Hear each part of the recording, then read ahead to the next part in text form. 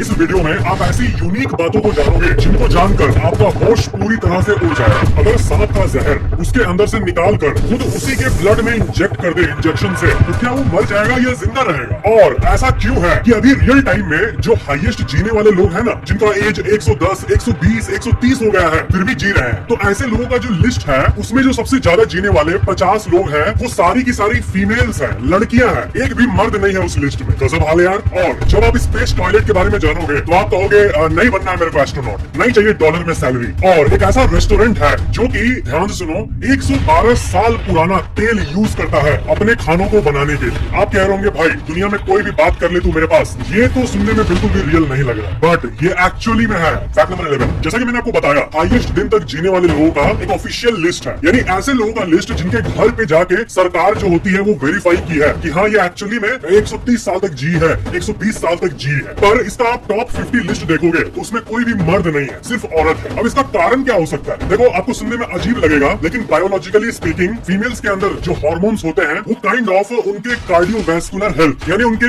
दिल का जो हेल्थ है हार्ट का, उसको फेवर करता है। और मर्दों के अंदर का जो हार्मोन का जो सेट होता है बॉडी में, वो बिल्कुल ही अलग होता है। तो ये एक बात तो हो गई। दूसरी बात, इतिहास को अगर आप देखोगे तो सारे जंग मर्दों ने लड़ा है, और पहले तो हमारी दुनिया इतनी ऑर्गेनाइज्ड थी भी नहीं, हर दूसरे दिन वॉर फॉर होते रहता था। और ये भी कारण है इस लिस्ट में फीमेल का होने का। इसका मतलब ये नहीं कह रहा हूँ लड़कियां नाराज मत हो जाना, ये नहीं कह रहा हूँ कि आप कोई काम की नहीं हो, बस इस फैक्ट को जान लो। सब्सक्राइब करने के बाद बेल आइकन पे क्लिक करके ये जो ऑल वाला बटन है ना, इसको हमेशा ऑन रखना, ताकि हर इंटरेस्टिंग वीडियो आपको तुरंत मिल जाए। और वीडियो को लाइक जरूर करना। फैक्ट नंबर 10, एक बड़ा ही अमेजिंग बात आपको बताऊंगा। देखो अगर आप और हम साथ में कभी चांद पे गए कभी भी, तो आप वहां जाने के बाद बहुत सारी अमेजिंग चीजों को नोटिस करोगे, और आप ज्यादातर चीजों को देखकर शायद हैरान ना हो। कॉमन है क्या, चांदी पे तो खड़े हैं, लेकिन एक ऐसी चीज है जिसको आप देख के चौंक जाओगे ही। पहले एक चीज बता दूं आपको पूरा आसमान डार्क दिखेगा, पिच ब्लैक, घोर अंधेरा। फिर पता चलेगा काली रात क्या होती है, क्योंकि धरती पे आप रात को ऐसे छत पे निकलते हो तो आप बोलते हो हाँ स्पेस बहुत दूर है, ऊपर है, लेकिन चांद पे आप ये कह सकते हो कि वहाँ तो कोई एटमॉस्फेयर, हवा का चादर, चांद पे नहीं है, वैसा कुछ भी नहीं है। चांद की जमीन पे आप ऐसे खड़े रहोगे ना तो यहीं से स्पेस शुरू, और पिच ब्लैक स्पेस। ये तो मैंने एक चीज बताया। दूसरी चीज ये कि जिस तरह आप धरती से चांद को देखते हो, तो जब पूर्णिमा होता है तो कितना मस्त दिखता है बड़ा सा चांद। लेकिन आप ये सुनो, अगर आप चांद पे खड़े होकर धरती को आसमान पे देखोगे, अरे हमारा धरती, मेरा घर वहीं पे है, तो ज्यादातर लोग सोचते हैं कि वो भी चांद के बराबर ही नजर आएगा ना, जैसा हमें धरती से चांद दिखता है वैसा। लेकिन नहीं, चांद से धरती लगभग 13 टाइम्स मोर बिगर आसमान में नजर आता है। 13 गुना बड़ा कोई मजाक नहीं है। चांद जो पूर्णिमा में आपको दिखता है बड़ा सा, उससे 13 गुना ज्यादा बड़ा। आप वो फिल्मों में सीन देखे हो ना, चांद कितना बड़ा बड़ा दिखाते हैं, आर्टिस्टिक रिप्रेजेंटेशन मूवीज में, इतना बड़ा बड़ा चांद, तो वही फैंटेसी एक्चुअली में आपको होते हुए दिखेगी अगर आप चांद पे खड़े होकर धरती को देखोगे तो वो ह्यूज दिखता है। अब आप में से जो लोग इस बात को जानते हो कि चांद का डायमीटर अगर इतना है तो इससे 4 गुना ज्यादा डायमीटर धरती का है, तो अगर चांद और धरती के डायमीटर में 4 गुना का अंतर है, तो इसका मतलब चांद पे खड़े रहने से धरती 4x 4 गुना ज्यादा बड़ी नजर आनी चाहिए थी। तो 13 गुना कहाँ से आया? तो पहली बात देखो, डायमीटर जो होता है वो जब बढ़ता है तो जो एरिया होता है वो तेज बढ़ता है। जो मैथ्स वाले होंगे वो जानते होंगे, और इसका पूरा कैलकुलेशन ये है जो कि आप अपने स्क्रीन पे देख पा रहे होंगे। अब और एक क्वेश्चन आता है, अगर ऐसा है तो जो चांद से धरती का पिक लिया गया है, जैसे कि ये पिक, इसमें इतना छुटकू सा क्यों नजर आ रहा है धरती? आपने तो बोला 13 गुना बढ़ता नजर आएगा, तो देखो ये इसलिए क्योंकि कैमरा का जो फोकल लेंथ है वो सब कुछ को बर्बाद कर देता है। ऐसा हुआ होगा कभी कि आप रात के अंधेरे में चांद को देखे होंगे, अच्छा खासा बड़ा दिख रहा है डिटेल्ड में, लेकिन जब आप ऐसे फोन निकालोगे और पिक क्लिक करोगे तो छुछुंदर जैसा पिक आएगा, इतना छोटा छोटा पिक आएगा, ऐसा पिक्चर आएगा जिससे कोई मतलब ही नहीं रहेगा। क्यों? क्योंकि कैमरा वैसा है। हाँ, नेकेड आई, खुले आंखों से देखोगे तब धरती आसमान में इतना बड़ा सा नजर आएगा। फैक्ट नंबर 9, ये कमेंट देखो। फैक्ट इज भाई, एक सवाल है कि अगर सांप को उसी का जहर दे दे तो क्या वो मर जाएगा या सर्वाइव कर लेगा? तो देखो सांप का जो केमिकल होता है जहर, वो टॉक्सिक होता है, तो क्या वो उसी के लिए टॉक्सिक होगा? तो अगर आप सांप का जहर निकाल के उसके मुंह में डाल दोगे तो कुछ भी नहीं होगा, क्योंकि जहर तो मुंह से निकल रहा है ना। तो इससे एक स्टेप आगे बढ़ते हैं, डायरेक्ट उसी का जहर इंजेक्शन में लोड करके उसी के खून में डाल दे तो क्या उसे कुछ होगा? तो इसका आंसर है नहीं, इससे कुछ नहीं होगा। और आपका कॉमन सेंस भी यही कह रहा होगा कि सांप का खुद का जहर उसी को नुकसान थोड़ी पहुंचा देगा। अब आपका अगर लार सलाइवा ले ले तो आपके लिए तो वो हार्मलेस है, लेकिन ऐसे कई कीड़े हैं जिसपे अगर आपका लार टच हो जाए तो वो मर जाएगा। लेकिन अभी भी ये फैक्ट बोरिंग नहीं हुआ है, इस बात में एक ट्विस्ट है, ध्यान से सुनो। अगर दूसरे सांप के प्रजाति का जहर एक से लेके दूसरे में इंजेक्ट करे तब वो मर जाएगा। सांपों में जहाँ प्रजाति बदला वो दूसरे सांप के लिए खतरनाक हो सकता है। एक प्रजाति का वेनम दूसरे प्रजाति के लिए खतरनाक हो सकता है। फैक्ट नंबर 8, ये एक बड़ा इंटरेस्टिंग फैक्ट है डीप सा। आपका जन्म किस तारीख को हुआ था? याद है? किस साल में हुआ था?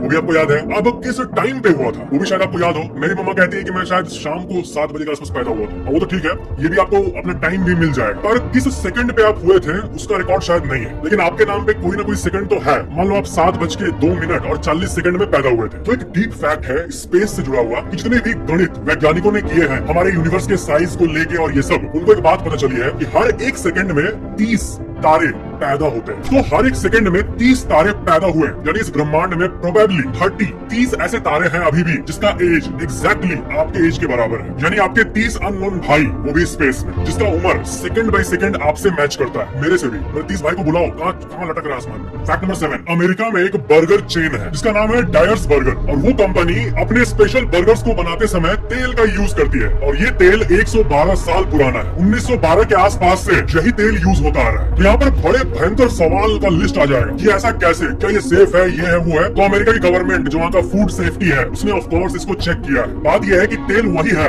लेकिन उसके जो खराब एलिमेंट्स है उसको केमिकल प्रोसेस से वो लोग फिल्टर आउट कर देते हैं, लेकिन तेल वही यूज करते हैं। इसका मतलब टेक्निकली उसी तेल को वो बार बार यूज करते आ रहे हैं। आप खुद ही सुन लो इसके बारे में।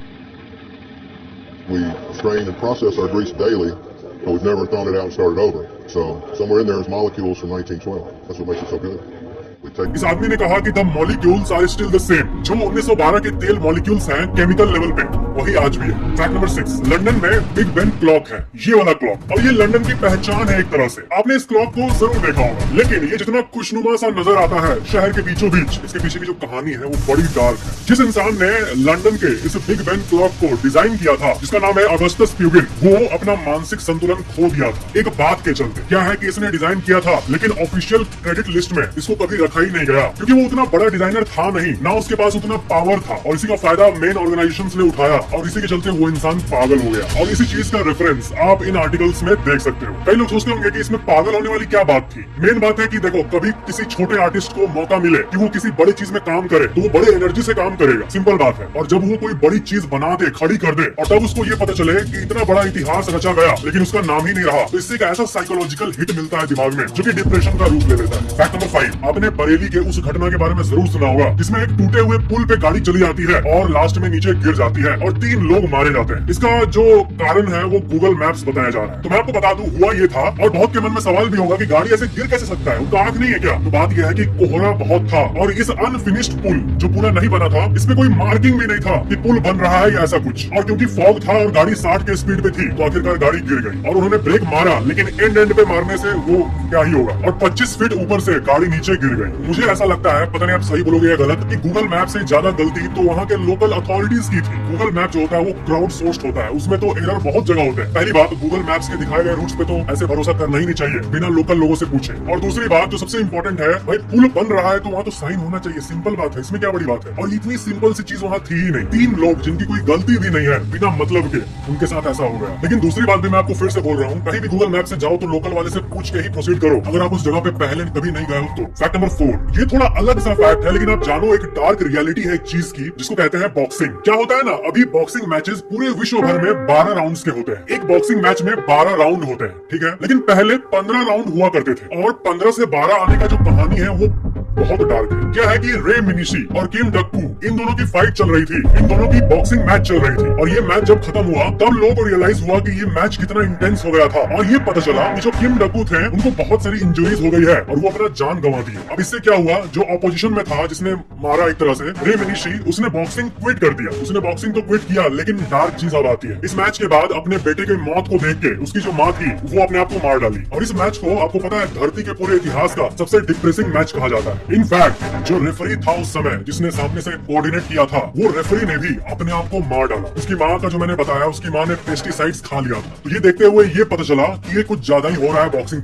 तो बॉक्सिंग में इंजरीज होते हैं, लेकिन सिंपल बात है, जितने राउंड्स होंगे उतने इंजरीज बढ़ते रहेंगे, और यही वो मैच था जिसने बॉक्सिंग को 15 राउंड से 12 राउंड पे ला दिया। फैक्ट नंबर 3, एक इंटरेस्टिंग सा क्वेश्चन है कि अगर वाईफाई रेज वेव्स के रूप में चलते हैं, यानी वाईफाई का जो सिग्नल है वो ऐसा होता है ना, कई जगहों पर आपने ये देखा होगा, तो क्या अगर कोई फैन रख दे तो वो वेव्स का जाने का स्पीड बढ़ जाएगा वाईफाई का, अगर वाईफाई रेस की तरह काम करते हैं तो देखो इसका सिंपल आंसर है नहीं, और आपको भी पता होगा, लेकिन एक सिंपल सी लॉजिक है कि वाईफाई ना असल में लाइट होती है। जैसे आप टॉर्च मारते हो तो लाइट निकलता है ना, वाईफाई वैसे ही होता है। वाईफाई इलेक्ट्रोमैग्नेटिक रेडिएशन होता है, और जो विजिबल लाइट है जो आपके बल्ब से निकल रही है, टॉर्च से निकल रही है, वो भी इलेक्ट्रोमैग्नेटिक रेडिएशन है। तो सिंपल बात है, ऐसे आप टॉर्च मारोगे लाइट निकलेगा, तो अगर फैन चालू कर दोगे तो क्या लाइट ऐसे होने लगेगा? क्या नहीं होगा। तो वाईफाई असल में एक लाइट की तरह है। Wifi is just another electromagnetic wave. Fact number 2, क्या आपको पता है कि अगर आपको अफ्रीका में जॉब मिल गई तो आपको ज्यादा खुश होने की जरूरत नहीं है, क्योंकि अफ्रीका की ज्यादातर कंपनीज एक काम करती है, अजीब सी काम करती है, जिसके बारे में आपको पता होना चाहिए। जैसे कोई अफ्रीकन कंपनी आई और उसने कहा कि आपको हम साल का 50 लाख रुपए देंगे, साल का 50 लाख। तो नहीं होता है CTC, कॉस्ट टू कंपनी, वो आएगा 50 लाख, लेकिन आपको पता है actual per year salary 20 lakh ही होगा, बाकी 30 लाख। वहाँ के जॉब के 70% केसेस में क्या होता है पता है? उसे कहते हैं KNR insurance, kidnap and ransom insurance. बहुत ही अजीब बात है, लेकिन वहाँ पर